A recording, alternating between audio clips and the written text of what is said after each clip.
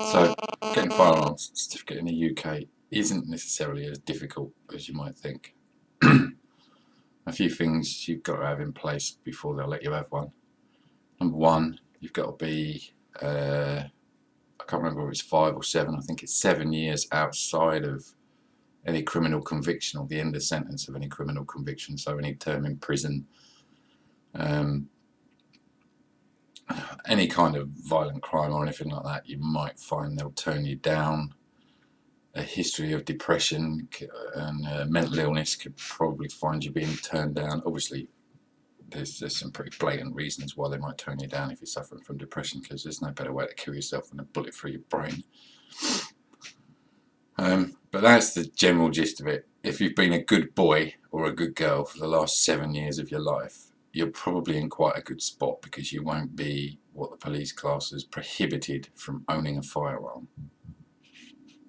Number 2 is having a decent cabinet. This is a decent cabinet. It's pretty sturdy. It's made of 2 or 3 mil steel all the way around. It locks top and bottom, and it is attached to the fabric of the building. It's actually, you can't see it in there, but it's attached to the brick wall. They're not going to let you have a license unless you have a suitable place to store them. A suitable place is somewhere out of the usual run-of-the-mill part of your house where your visitors traipse in and out, so not in an entrance hall. Ours is in a cupboard, in an airing cupboard, and it's secured firmly against the wall. So, you know, you've got to apply a bit of common sense. It's got to be firmly attached to the fabric of the building, along with being out of sight of day-to-day users. There's many cabinets that you can choose from.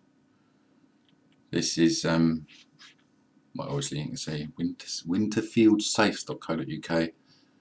Any one of these cabinets would be suitable. I think they're all with the appropriate standard.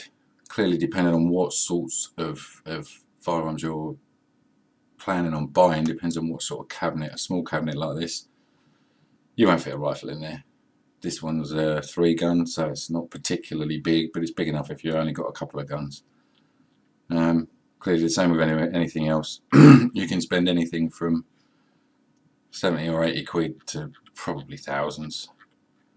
I wouldn't like to guess how much. Let's have a look. 45 per page. We'll scroll right down to the bottom. Yeah, most of the ones on here are quite cheap, but any one of these cabinets would do fine. Like I say, get one that's the right size if you're going to have rifles and stuff like that.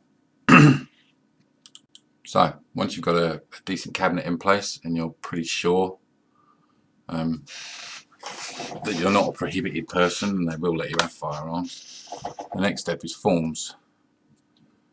Our house isn't particularly good. It's that's the wall to my front, that's the wall to my left. All the walls in the house are only single skin walls, so we had the guy come out and had a discussion with him about where we could potentially put the cabinet, but it turned out okay in the end. So the next step is the forms. You've got notes, variants, and an application. These forms, they need to be filled out in full, and as you can see, they're quite comprehensive. Both myself and my wife applied for our FACs at the same time. Don't lie, just be honest. If you've got a record, a criminal record, which I have, just tell them the truth. Tell them the truth to the best of your ability. They can do a PNC check, and if you haven't told them that you've got stuff on your record and they find it, they're probably just going to refuse you flat out. It also helps massively to have not only membership of a shooting club, but you won't get firearms unless you're a member of a shooting club or you have somewhere to shoot. But it also helps massively to be a member of a shooting club. But that is the main form. As you can see, it is quite big. Once again, we've got the usual racist bullshit in here. I can't understand how you can have equality when you're actually asking people whether they're white or black. That's not equality, is it? But that's the application form. You've got some notes. Again, there's not much there. I haven't seen this one yet. I'm guessing it's just yeah, it's just to add another weapon if you want to add another rifle. So I guess for whatever reason. But this web address is probably where you should get the forms from. It's government. Don't download them from anywhere else. We actually filled out and sent off the wrong forms the first time. They were 2 years old, and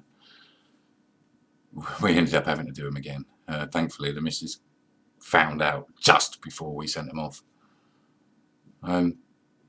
So we filled out our forms. We waited probably somewhere in the region of 4 months, maybe 3. Then we got a phone call. He wanted to come around and see us the first thing on a Monday morning. So when he came around, we discussed where to place the cabinet, where he wanted the cabinet put, or where a valid place would be to put the cabinet. Chose the airing cupboard, and the guy went away. He did a few questions, asked us a few questions, scribbled a few things down on a piece of paper and went away, and said he'd come back to us when he's got the certificates. So after a 3-month wait, we get a brief visit from him, and it sounds pretty positive that we're going to get them. He tells us we need to get the cabinet installed. We've decided where we're going to put the cabinet. The cabinet took me about 6 hours to get installed because, like I say, this house is it's really quite nasty to work in. The cabinet's got to be secured to the fabric of the building, so you can't screw it to plasterboard because obviously a couple of decent sized blokes can tear the cabinet off the wall if it's on plasterboard. So the plasterboard has been cut away, and the cabinet is mounted straight to the brick wall, the external brick wall. It's got some big old bolts holding it, M12s. They go in about 2.5 to 3 inches, so the cabinet's not coming out in a hurry, or at least not without tearing the wall out. We waited probably another 3 months, maybe 2. Got a phone call, and he was coming around on Friday to drop the firearm certificates off, all done and dusted. My wife's got a condition that she remains a member of